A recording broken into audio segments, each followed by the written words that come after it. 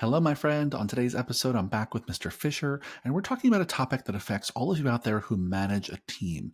Specifically, all of you who may be in your 30s and 40s, and maybe you manage a team of trainers who is maybe often in their 20s, and you get the sense that there's a real generational divide between you and the people you manage. We hear this a lot in gym owners that we work with. And so today we talk about that. We talk about, is the generational divide real?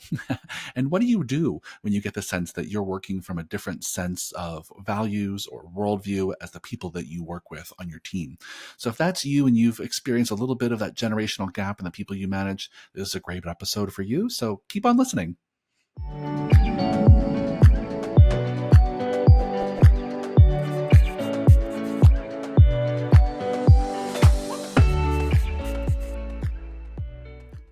Hello, fitness business nerds. What's up? Welcome to another episode of the Business for Unicorns podcast. Before we jump into today's episode, I just want to talk to all of you out there who really want your trainers at your gym to continue leveling up and getting better and better. We want to make a strong recommendation that you work with our friends at CFSC. Fisher, you want to say a little more about what they do and why it's such an important resource for trainers? Totally. So it's no secret that the thing we're offering is training, and you might be a gym owner and you might be amazing at training yourself, and hopefully you are.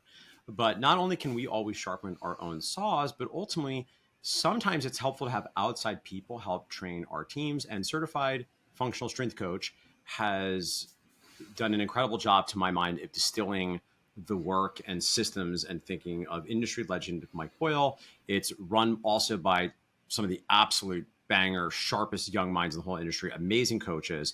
And there's a lot I love about it. One of them being that it is a practical, hands-on type of certification. There's certainly a place for book learning and training. I think that can be very much a part of what happens, but we all know that the act of actually looking at a person moving and coaching them is the whole game. And this particular certification, I think, does an amazing job of actually helping coaches get better at in-person coaching. For what it's worth, we have hired certified functional strength coach and Kev Carr to come into Mark Fisher Fitness and train the entire team to level 1.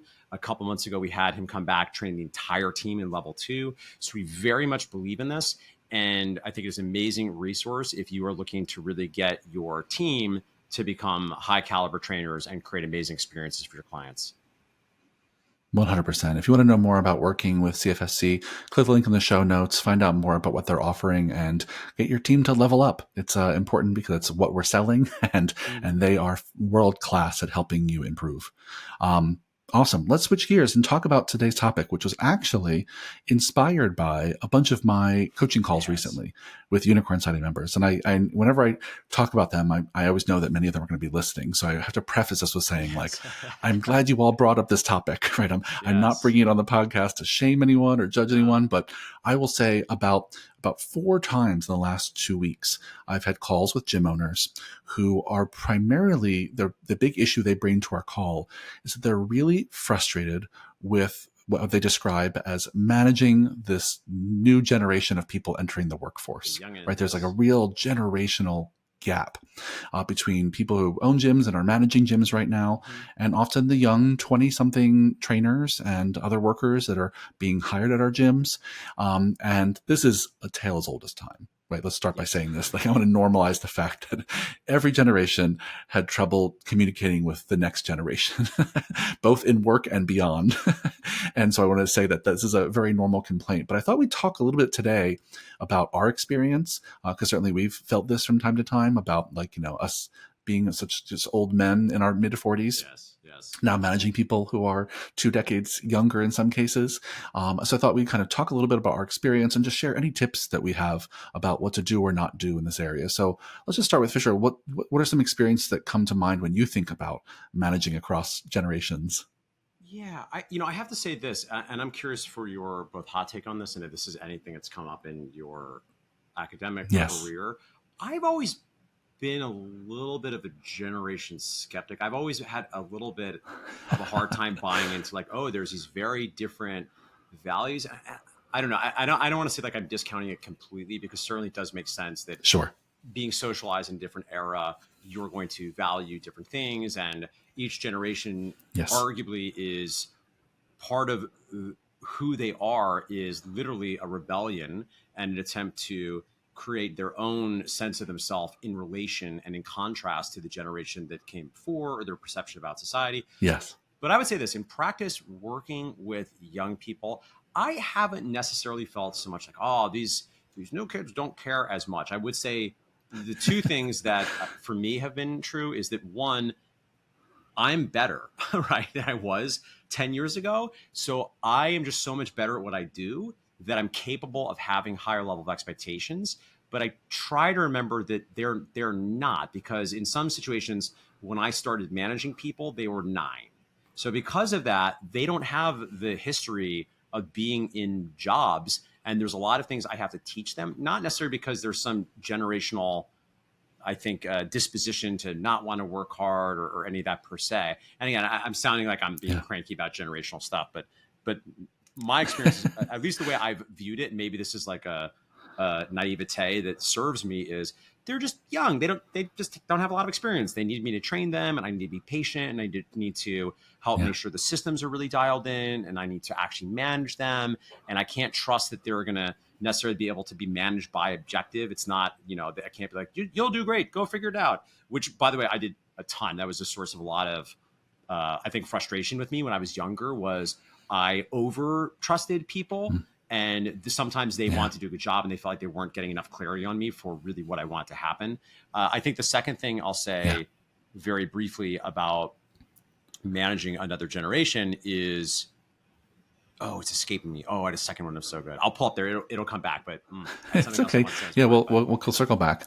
Yeah, I actually think our opinions here are very similar, though I might say it using slightly different words. So first, I will say, as you pointed out, there are real differences to our value set, our worldview, the way we think about ourselves in context of work. And it's very clear that this generation is miles away from our grandparents' generation. Right? My growing up in a house with my grandparents, I can tell you exactly how my grandfather thought about work, which was, it's fucking work. It's a fucking work. It's not personal.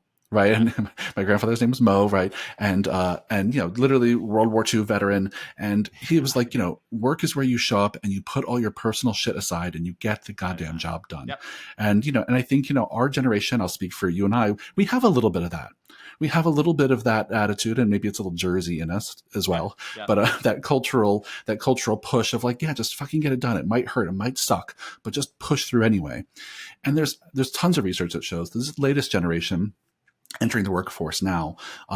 They have a very different opinion about that. They want to bring their whole selves to work. And if work sucks, they want a place to talk about it. If they're not having a good day, they want a place to talk about it. If they don't like the work they're doing, they want options. They want more autonomy and flexibility. And they don't want to have to suck it up and swallow it. That doesn't mean they're not willing to work hard. And that doesn't mean they don't care. And I think the big mistake I see is in leaders across all sectors, but gym owners specifically today, making a lot of assumptions about the next generation that they're managing because they haven't gotten time to really understand that value set. Because once they do, and I'll get to, I think you just said in a second, is I think how you manage them actually doesn't change. Interesting. How you manage someone who has that different skill set doesn't change because, as you pointed out, it's all about clear expectations, right? If I can get clear what I want from you, what you can expect from me, what's going to get done when and how, right?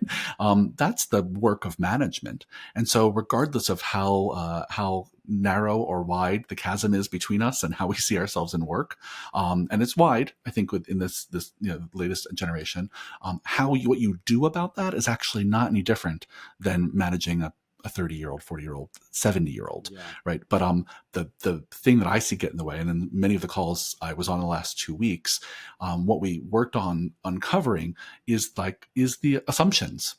Is the assumptions people are making about the workforce. It's like, well, they're always on their phones. That means they don't care.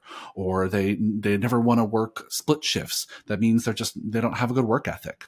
Or, I can go on with examples that I've heard in the last few weeks. And listen, in some cases that might be true about individuals. But what I find that leaders doing is painting with this big sweeping brush, making assumptions about all of the 20-year-olds they're working with. And it doesn't help them become more managers. It actually makes it more difficult for them to manage because they're not actually getting curious, asking questions about what their staff needs from them. And so I think there is a gap. and the way you manage doesn't change regardless of the person's age. Is Yeah. that making sense? Yeah, I think it does. And I think there's two things in here that I think tend to be true in my experience is not to get too law of attraction-y, but the things we look Yeah. at change by the way we look at them, says Wayne Dyer, right? So there's somebody said for Hmm. our expectations in some situations, even if we're not necessarily change their behavior per se, we're just attuned to look at evidence that, oh, they don't really want to be here, I think is one piece. I think the other thing that is true in Yeah. virtually any business is the owner cares more than the people that are not the owner, right? There's always going to be a little bit of a gap 100%. there. So sometimes what I Yes. see is this sense of like, they're not all in it. It's like, well, no, they're not. It's not their business. They're an employee. They don't have the same Nope. financial upside. And I know that can feel lonely and burdensome. And that's why you should join the Unicorn Society, because believe me, I do think you need spaces and places where you can share about the unique joys and challenges of what we do, but that's not your employees. I think the other thing that strikes me is that, and it's funny, I've often reflected, I don't even know if I've said this out loud, reflected on the fact that depending on which data we look at, you, Keeler, are the youngest of the Gen X's, and I am the Yeah. oldest of the millennials, right? So it is perhaps Yeah. also true because, we have a lot of clients that are younger than me, of course, but we also have some gym owners that are maybe a little bit older. While I do think have a certain, I got some of the grind your teeth and get the thing done and put it aside. It was never my expectation that people I worked with would not bring them full selves in the work. It was never my Yeah. expectation that we wouldn't need to manage their feelings, because if I'm selling someone's soul force, if there's something not right Yeah. about how they feel about their life, even outside of work, first of all, I want to be helpful to them as a human first, not just like their leader that's using them for an economic game. And then secondly, even if I'm an evil Machiavellian, I'm going to get better results if they feel cared for, Yeah. if they can look to me as a resource to really share what's going on with vulnerability and know that that will be seen and cared for. And that's not mutually exclusive, I think, with holding people accountable and, in some situations saying, with all love, like, look, this is not the right job for you. It seems like there's a lot of stuff going on in your life right now.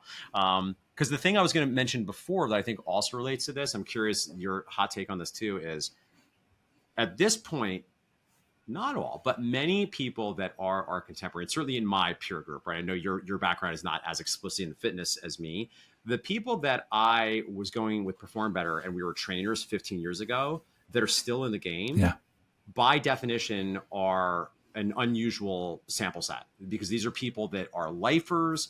We're in the game 15 years later. We're into middle age. We are owning gyms. Our trajectory is different than probably 80 to 90% of the fellow personal trainers that were with us at that time, that a lot of which are probably out of the industry. Perhaps some are still in the industry, but they're not quite as ambitious as my particular peer group is defined by hyper ambitious people and kind of the first generation of gym owners that are looking to really take big swings, really build these micro small business empires, really create some wealth, really make an impact in our communities.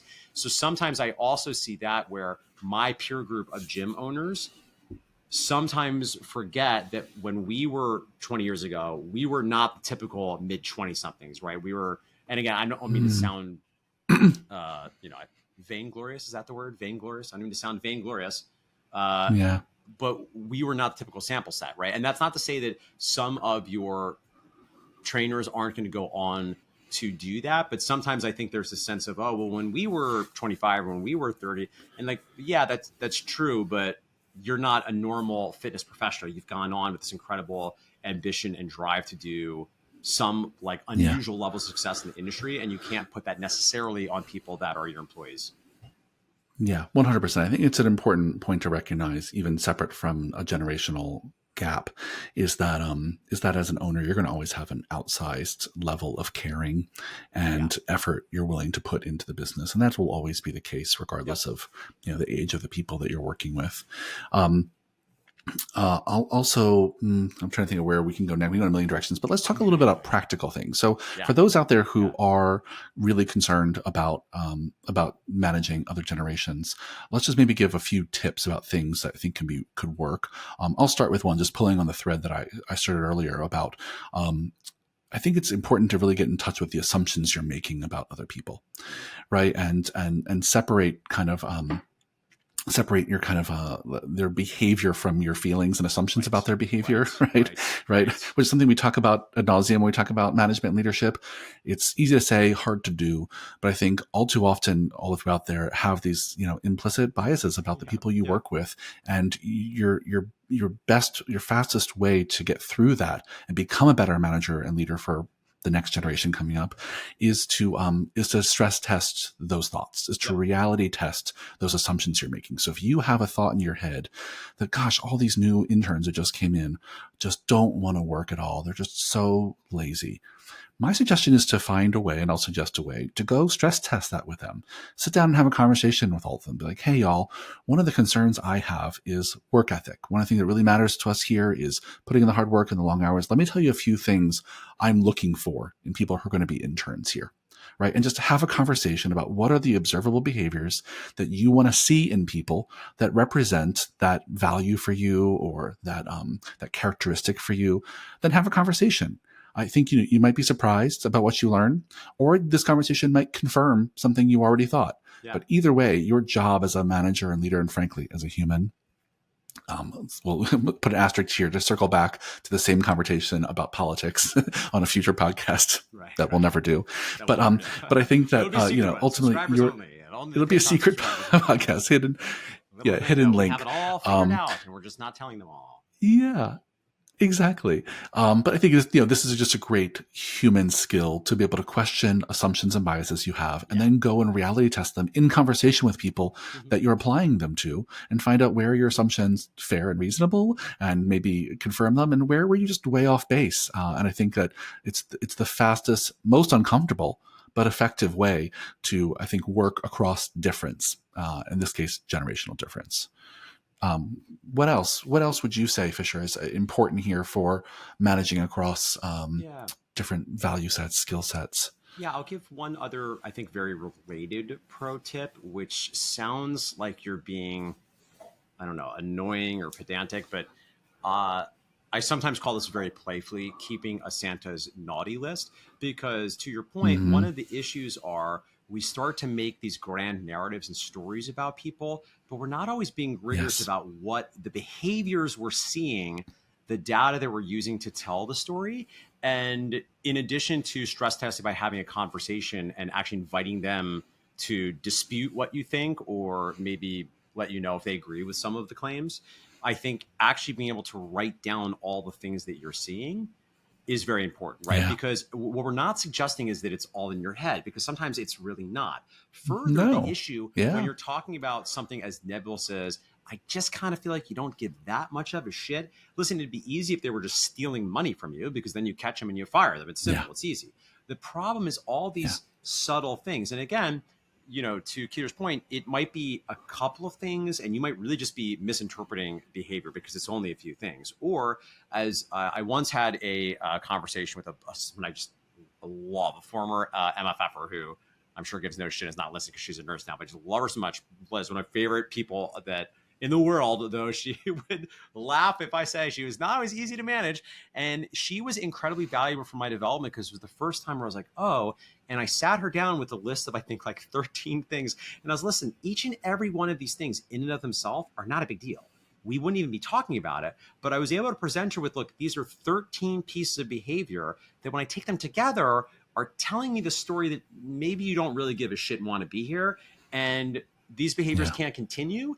And I want to invite you to be part of this conversation, because maybe I'm reading you wrong. Maybe there's some expectations not clear about what we need to see, or you might not be aware about the way this might be coming across.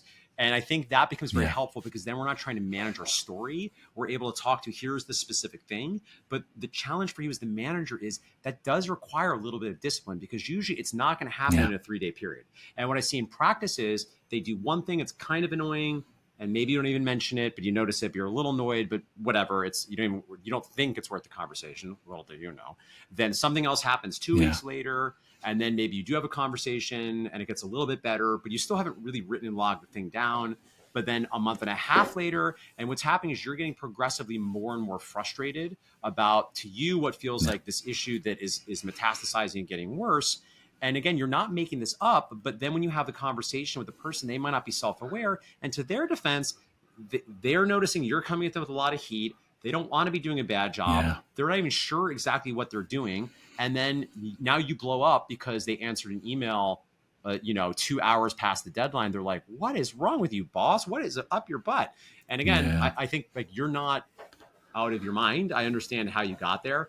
But for you to be helpful to them and to yourself, you're going to have to be a little more rigorous about really keeping a log of these things. Santa's naughty Yeah. list. And and including them earlier in the conversation. Because I think Yeah. after you've captured 3, 4, 5 things someone's done over a period Yep. of time and haven't talked to them about it once, Oh boy. then Yeah. you Oh. just now have such an extreme confirmation bias. Yep. You're going to be finding countless reasons to Yep. justify And you're getting your more fury and more and angry. story. Yeah. Right?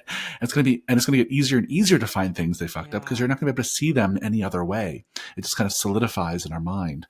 And so I think, keeping tabs, what this is making me think of, because, I've been in research mode lately for school, is, in a lot of qualitative research, a lot of things that researchers do, one of the things researchers do to keep track of this sort of thing is called memoing.